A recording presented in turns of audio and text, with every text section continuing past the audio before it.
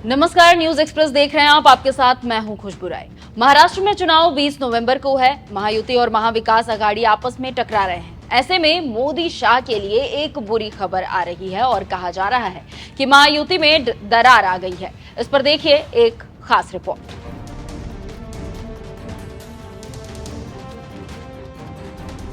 महाराष्ट्र चुनाव में रार, तकरार और बयानबाजी अपने चरम पर है और वोट की खातिर नेता ध्रुवीकरण कर रहे हैं।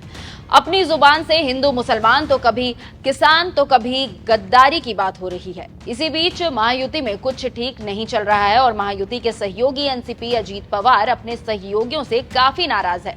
ये महाराष्ट्र चुनाव के एन मौके पर काफी नुकसान पहुंचा सकता है। खबरों की माने तो अजीत पवार और उनकी पार्टी एनसीपी के नेता खुलकर बीजेपी नेताओं के बयानों का विरोध कर रहे हैं और उनके बयानों से किनारा भी कर रहे हैं। इसके साथ ही साथ महायुति से अलग होने की बात भी कर रहे हैं और इसी को लेकर सभी का कहना है कि इससे महाराष्ट्र में बीजेपी को नुकसान हो सकता है, क्योंकि बीजेपी हिंदुत्व की बात कर रही है और अजीत मुस्लिम वोट के सहारे हैं। आप जानते हैं कि महायुति में बीजेपी सबसे बड़ी पार्टी है और 149 सीटों पर चुनाव लड़ रही है। अजीत पवार 59 सीटों पर, जबकि एकनाथ शिंदे की शिवसेना 81 सीटों पर अपनी किस्मत आजमा रही है।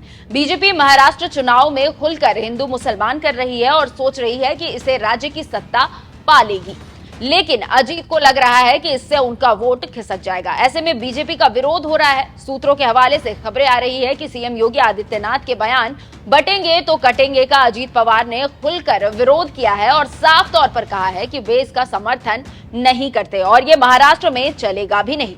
इससे आप समझ सकते हैं कि क्या हो रहा है और क्यों दरार पड़ी है, और इसी को राजनीतिक विश्लेषक कह रहे हैं कि मामला बिगड़ सकता है। तो आपने पूरे महाराष्ट्र का सीन देख लिया है। अब इसी रार को लेकर राजनीतिक विश्लेषक कह रहे हैं कि महायुति के नेता ही महायुति का नुकसान कर रहे हैं और अभी चुनाव में 7 दिन बाकी है। अगर हालात नहीं सुधरे तो वो दिन दूर नहीं जब महायुति से सत्ता दूर चली जाएगी। जानकारों का कहना है कि जो वोट बैंक अजीत पवार का है वही वोट बैंक शरद पवार का भी है, और वो वोट बैंक है मुस्लिम और ईसाई। अजीत पवार की पार्टी चुनाव तभी जीतेगी जब मुसलमान वोट देगा।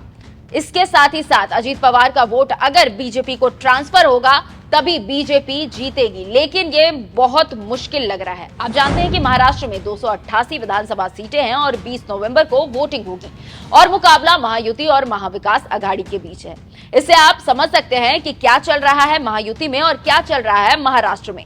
जानकार ये भी कहते हैं कि अजीत पवार और एकनाथ शिंदे अपने अस्तित्व की लड़ाई लड़ रहे हैं। जब एनसीपी अमित शाह तोड़ रहे थे तब उनके दिमाग में एक ही बात थी, सत्ता बचानी है और शरद पवार को सबक सिखाना है। लेकिन अब वही गलती अमित शाह को तकलीफ दे रही है, क्योंकि महाराष्ट्र में अपने वोट बैंक को लेकर दीवार बन गई है और बीजेपी के लिए परेशानी पेश कर रहे हैं।